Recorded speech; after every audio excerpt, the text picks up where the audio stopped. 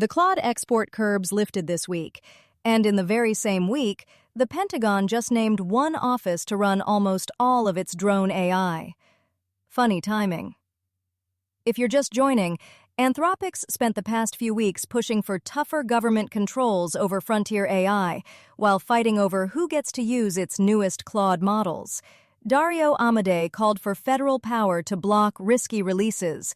U.S. officials limited access to Mythos, and Fable 5's relaunch got tied to new classifiers, tested, we're told, against a reported jailbreak bypass. This is the day the curbs lift, and the day a single Pentagon boss inherits the whole autonomy portfolio. Stick around, because the access story just got a lot less interesting than who's holding the leash. Here's Ars Technica. The U.S. has lifted export curbs on Anthropic's newest Claude models, Fable 5 and Mythos 5, about 3 weeks after the Trump administration flagged the models as national security risks. As of today, Anthropic confirmed in a blog post, Fable 5 will be available globally, and U.S. organizations have had access restored to Mythos 5 since June 26. Lifted 3 weeks after Trump's people called these models a national security risk. And now Fable 5 goes global, and Mythos is back for U.S. orgs as of June 26. So either the risk evaporated or it was never really about the risk. The safety fixes bought them export relief. Lutnick's letter says Anthropic no longer needs a license for exports or in-country transfers of either model. But read the same letter carefully. It says Anthropic took steps in coordination with the government. Call that conditional clearance, not a clean bill of health. And here's the tell. Access was actually restored June 26th. Anthropic confirmed it today.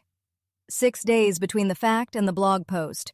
That gap says plenty about how this company times its government messaging. The piece I want to pull on is Glasswing. Mythos 5 isn't broadly out. It's going to trusted companies for defensive purposes through a named executive branch program. Who decides who's trusted? Is there a published list of criteria, or is it approval by vibes with a proper noun now? That's the verification gap I keep circling.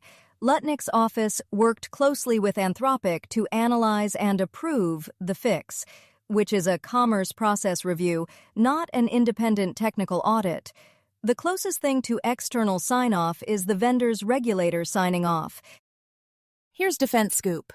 Defense Secretary Pete Hegseth established a new direct reporting portfolio manager for unmanned offensive and defensive systems, dubbed DRPM-UXS, to serve as the single joint integrator for almost all of the Pentagon's autonomous and drone assets, investments, and operations.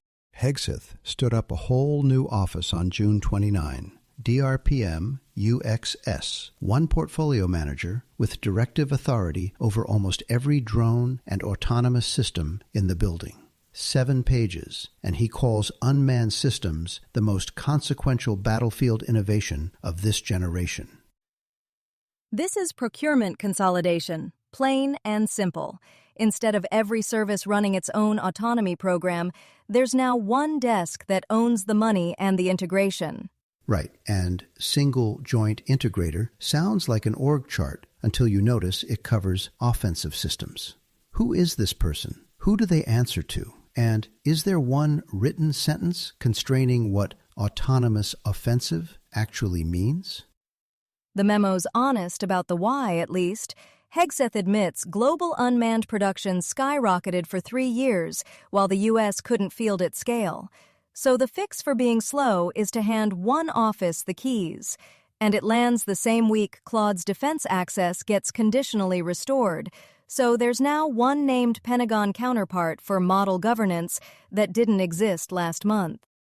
Step back for me. What actually is a Pentagon supply chain risk designation? And how does a label that sounds like it's about faulty microchips end up sidelining an AI company from government work before anyone's even gone to court? A supply chain risk designation is a national security tool the Defense Department uses to flag vendors it doesn't consider secure enough for government use. Historically, it's been aimed at foreign hardware or software, the kind of thing that could carry backdoors or compromise classified networks. Per the AP, This is the first time a U.S. company has ever gotten that label, and the phrase, effective immediately, matters, because the Pentagon doesn't have to wait for a court to validate the designation. Mayor Brown's legal analysis says federal contractors, because they're bound by the Defense Department's supply chain rules, can be required to stop using Claude in any work that's directly part of a government contract, even though Anthropic says the dispute hasn't been resolved.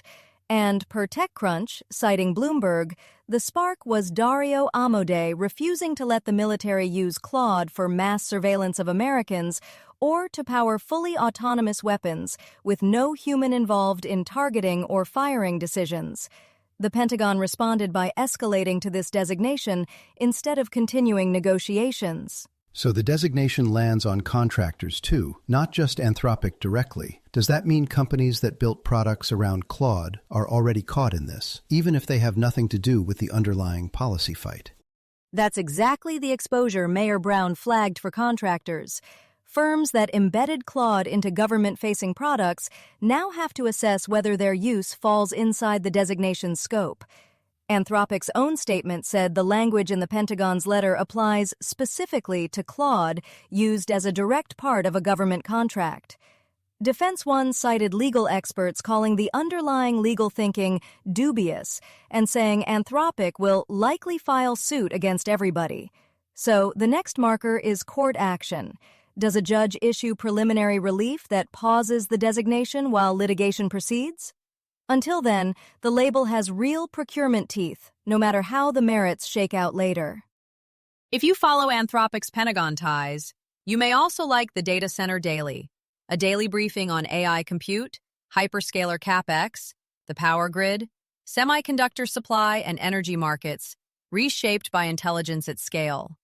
Find it wherever you listen to podcasts. You'll find links to every story we covered today in the show notes. If one caught your ear, they're there for a closer read. That's Anthropic Pentagon Watch for today. This is a Lantern podcast.